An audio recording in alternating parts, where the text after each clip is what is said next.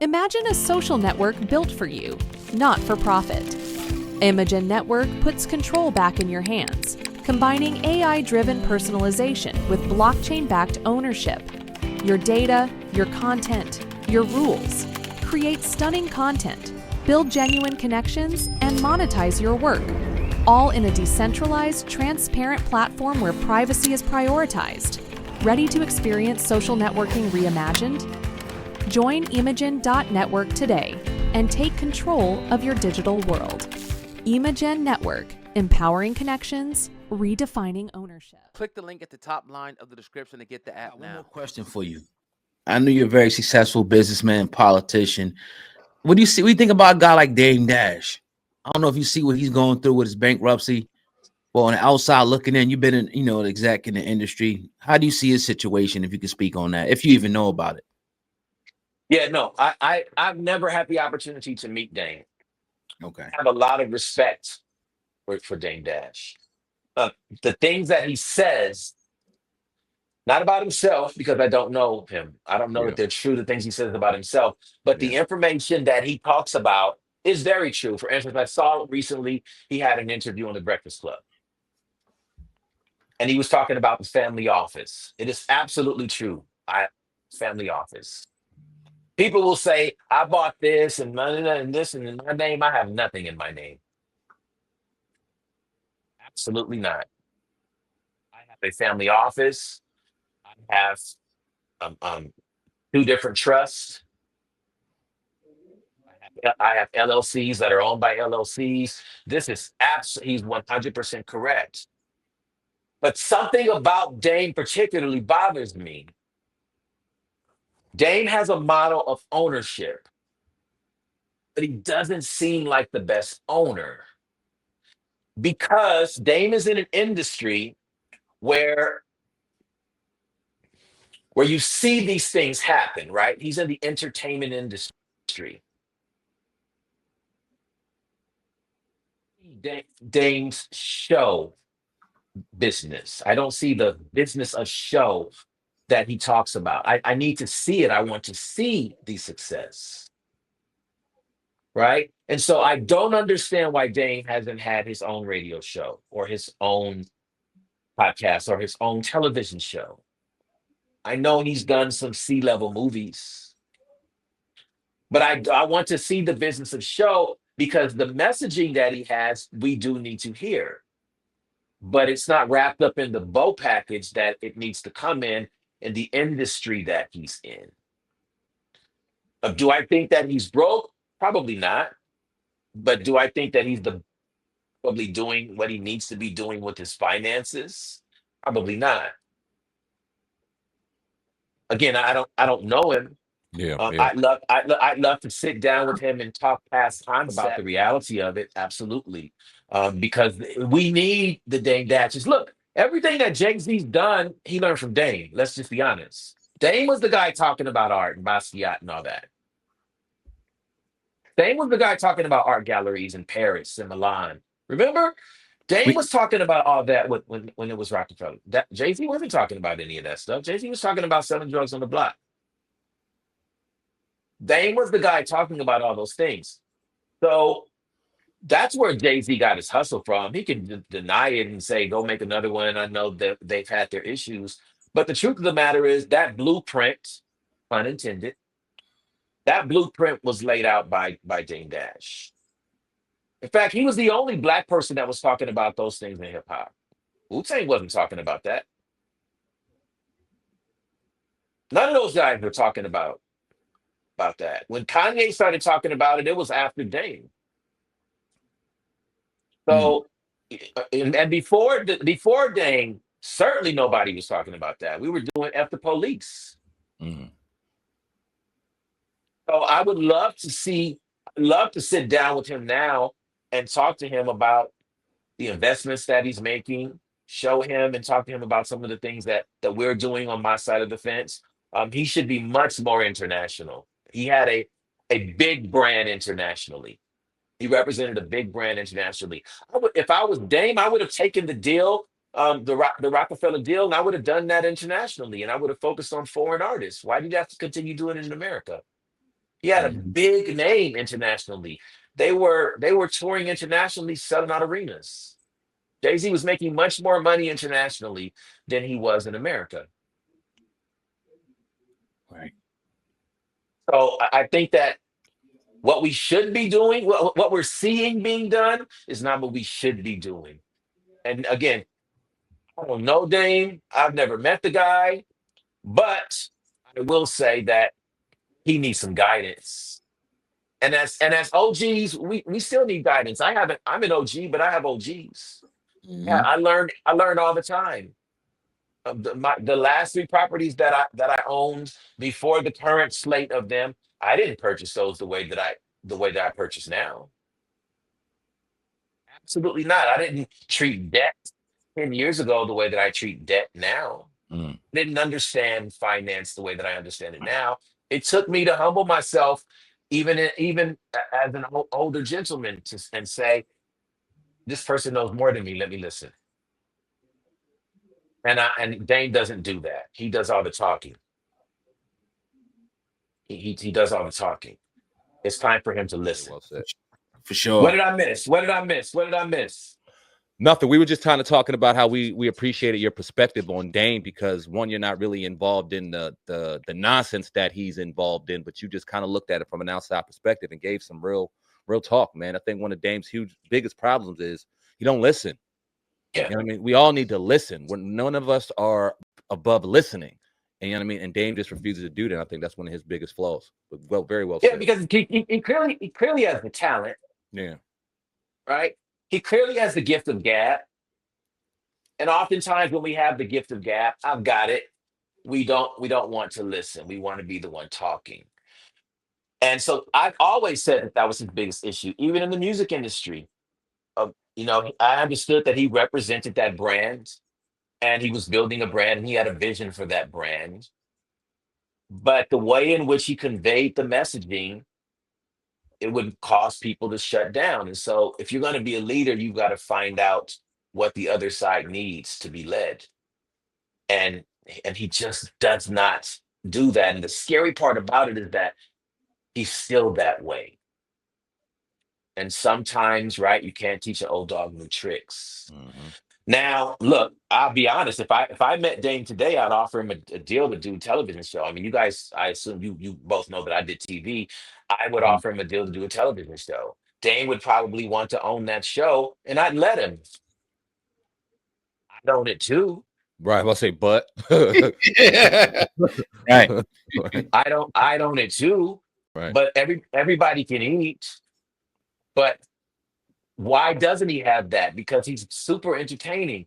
I think it's exactly what I know that's what it is because we've all watched this movie long enough. It's been 20 years of Dame Dash doing the same thing, Mhm.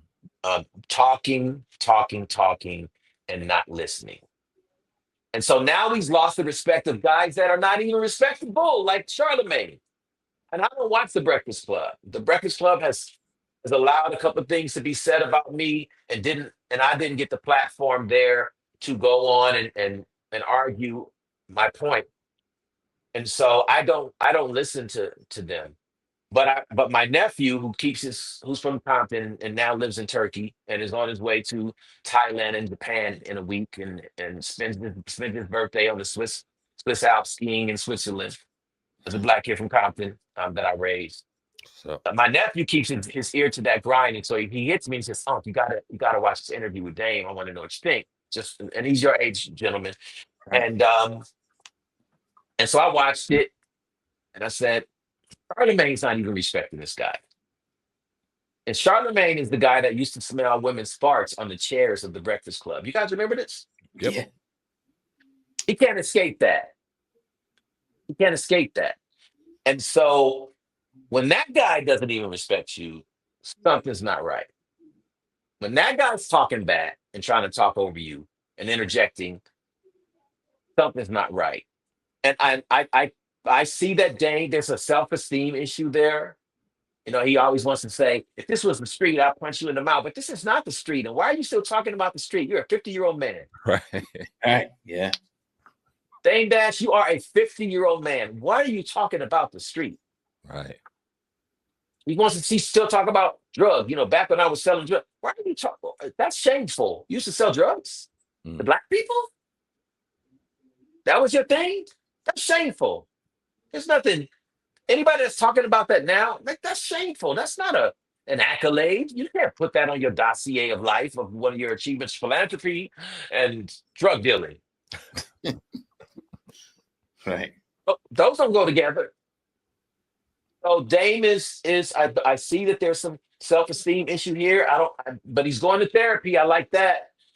But the issue with the finances has seemed to be pervadent in his life. It seemed that's the right it's on repeat. That continues to happen. So at some point, if you don't know how to treat your finances, you got to say, I'm going to hire the person that does. Or I'm going to hire that person to teach me how to do that. And when that ego is there, that green monster, you guys, and that's what I see with him, is that he just, as you just said so pointedly, he just won't listen. Yeah. For sure. Well, yeah, we definitely appreciate Maxwell Billieon on the Hip Hop Uncensored podcast. Let everyone know, where they can find you. You have any, books or, websites, anything. The floor is open for that. So I have two best-selling books that I've written. Okay. The first one is called Death of the Cheating Man. I think I wrote Death of the Cheating Man. That had to be 2008, maybe. And it talks about how I beat infidelity, and then it also is a guide to women on the types of cheating men that are out there. And we're going to come back and talk about that, because For sure. this infidelity thing in our community, especially, is really prevalent in hip hop. Hip hop is like the military, you guys. It's like you got one ideal and brothers cheat, and it's publicized. What other music talks about somebody wanting to sleep with your wife? Right. Exactly. What other anything where is a place where guys come out openly and say, I slept with your baby mama? Where else does this happen other than so-called hip hop? Right. Hip hop is death music. I said it. Death music. Make sure you put that on your shorts on YouTube, because as I said it, hip hop is it's the music of death. It's not the music of life. So I hate yeah, that you're right. please. Yeah. I'm sorry to cut you off. I said I hate that you're right on that, but you're so right. Yeah. Yeah, it's sad, isn't it? It's our maybe our greatest art form. Mm-hmm. Because it's gone further than any other art form that we've created. It's sold more, it's reached more masses than any other art form that Black people have ever created. And we've created some doozies. We've created some amazing things. Nothing has gone as far as hip hop has. The Super Bowl, Crip walking, blood and Crip walking on the Super Bowl show. Huh? What are we doing? Mm-hmm. Kendrick, what are we doing? Why would you? So this is the mindset. Death of the Cheating Man was the first book. Second book is called United States of America, another bestseller. I have two more books I haven't written in years, but I'm newly inspired. I got custody of my son. I have a 10-year-old who I trained to national prominence in swimming. Nice. He's a monster. Yeah, he's gonna be he'll be the first Black athlete to win the fastest man in the world gold medal in swimming. My son is just a monster in the swimming pool, and I'm his Richard Williams. I'm his coach, so I had to really go and learn and study this craft of swimming. Right. And I've got a daughter who's on the national team in gymnastics, who I was also her coach. My kids are young. I have an 8-year-old and a 10-year-old, and I'm 55. Oh, God bless you, brother. God. Well, I told I told y'all I was running around these countries now. Yeah. I told you guys I was driving foreigns, and I didn't just mean cars. I told you. For sure. And so I'm writing again. I have another book, The Power of Power. I'm coming out soon, and another series of books. And so follow me. I'm really only on Instagram. It's at Maxwell Billieon. Billieon is super simple. Just think of the word billion. You add an E after the second I. So it's Billieon. Billieon is my last name. Maxwell Billieon is my handle. I do have a decent following, but nothing like I should have because for the last 4 years I was fighting for custody. And we'll talk about that again on fathers doing that from this hip hop generation, from this in this hip hop culture, because I fought. This was the United States versus Chile. I fought a country to get my kids. My kids were kidnapped. Wow. So I'll be back and we'll talk more. It's absolutely been a pleasure. Yes, sir.